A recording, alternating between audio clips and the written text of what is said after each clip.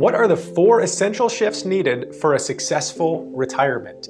1 and 2 may sound familiar, but my guess is 3 and 4 you probably haven't heard before. But we've seen that clients who make these essential shifts successfully, they feel better and they're more confident moving into this next best stage of life. And number 3, actually, this shift, if you're not aware of it or if you aren't able to do it, that leads to more anxiety and more worry than necessary as you move into retirement. We've actually seen millionaires, multimillionaires, negatively get impacted by this shift if they don't make it. We've actually helped hundreds of people retire, and the goal of this channel is to really share what those successful retirees are doing and the strategies they're using, but also share the non-financial strategies they're using as well.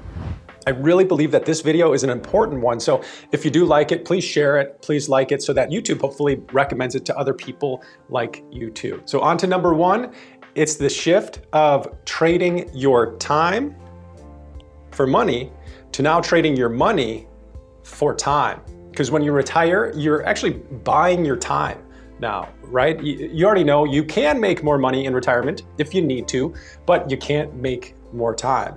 And when you make this shift of trading your money for your time, something disappears that's actually really important. It's something that we should continue, but when we do this, it disappears, and that causes people to have a bad experience in retirement. And that is when we're not working, we feel like we're not as valuable because we're not contributing to others. That's a common thing that happens. Maybe not for you, but it's a common thing. And that idea of contribution is an important part of our lives, because when we're working, we're contributing to other people, whether it's our patients or clients or supervisors or people, our bosses or customers, whoever it is, we're creating value for others or creating value for the business. But when we use our money to buy time, sometimes that contribution stops, and that's not a good feeling for many people. So here's the advice. This is important. Don't stop contributing to others when you're retired.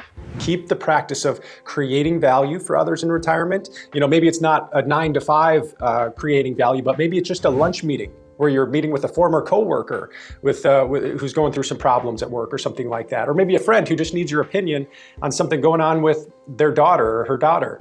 Your life experience, it's valuable to other people. And also, your creativity can be a contribution too. You might be an artist that can contribute through your creations. So the main thing here, the how to do this is find your strengths and then see how you can use those strengths to contribute to others in retirement. That's an important part of fulfillment in retirement. Now on to number 2, the second shift which is shifting from saving mindset to spending mindset.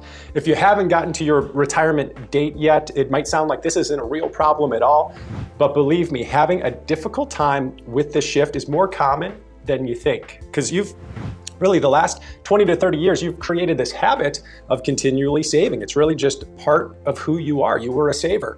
Now we've got to break the habit, and we have to take on a new habit. And it takes energy for some to actually start this idea of spending money out of their accounts. And this really leads into number 3, which is shifting from fear to confidence with spending money. And this is more than just having enough, because we review retirement plans with people who, after just a couple, simple back a napkin or simple math, we can see that they're in a great spot and they can retire immediately. They have enough, but there's something that's causing them to still feel fear and worry. And one thing that's helped them, if they're feeling this, is identifying some of the major risks that are out there and then applying the right strategies to mitigate those risks. That helps. And then we could also map out a few different scenarios or maybe worst case scenarios to see the possible results before they actually happen. That boosts up their confidence level and it helps most people.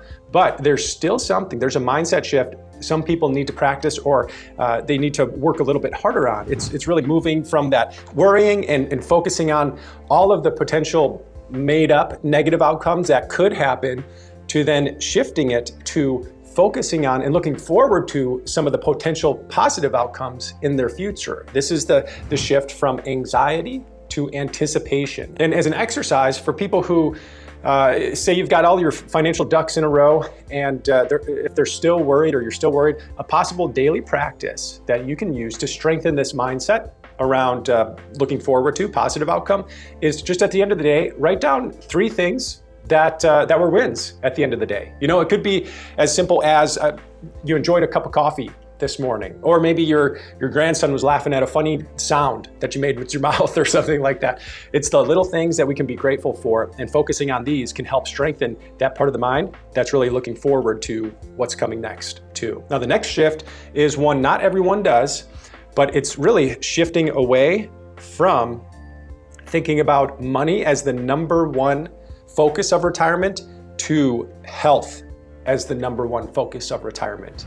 We know that quote that says a healthy person has 1,000 wishes, but a sick person has just one, right? If we don't have the health thing right, nothing else matters in retirement. And since we have more time now, and we're using our money to buy time, maybe we could think about using money and time to extend the amount of healthy days we have remaining. You know, maybe it's extra money spent on a gym membership or a personal trainer, or maybe the healthier, more expensive food. So those are the shifts to think about as you're getting into retirement or are retired.